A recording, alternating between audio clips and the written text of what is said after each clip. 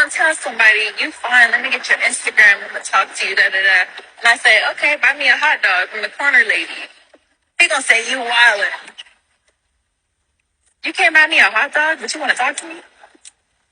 Bye.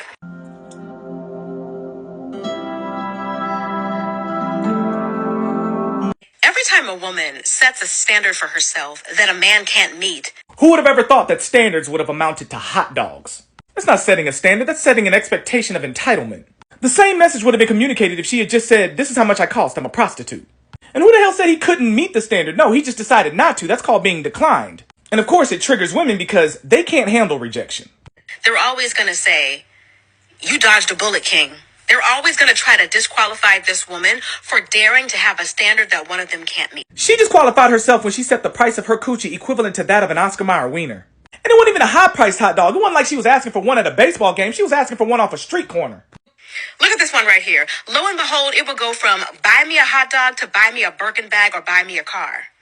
Sir, if you can't afford a hot dog, Birkins are the least of your worries. Women have to convince themselves that men can't meet the standards they set in order to avoid the inevitable realization that they're just not desired. He was attracted to her until he found out two things. One, she's broke as fuck, and two, she's a gold digger. I mean, just exactly how is the first thing out of your mouth when you meet somebody, hey, buy me something?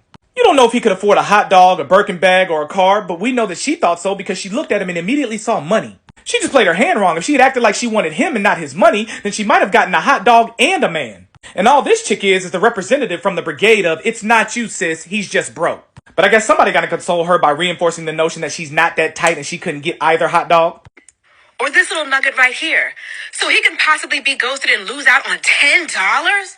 Nah, my boy played it right. Why does she put emphasis on $10 like that?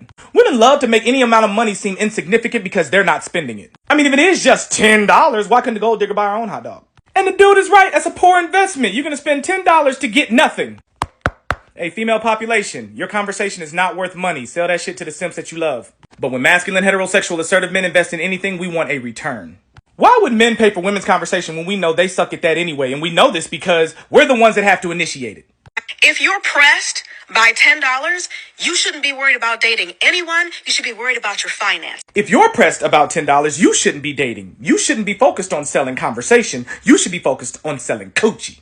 And how is he the one that's pressed? We don't know if he had $10 to buy a hot dog, but we do know she didn't because she asked him. You can't call somebody broke while you begging. How can you make more money? Should you go back to school? Are you looking for a pay raise? Should you get a skill or a trade? Money should be what you're worried about, not women. If I were a woman and I heard another woman talk like this, I would be offended. Did you just call every woman a prostitute? What she just said amounts to all women are for purchase. I think I'm gonna need to break this up into a series. Y'all attention span ain't that damn long.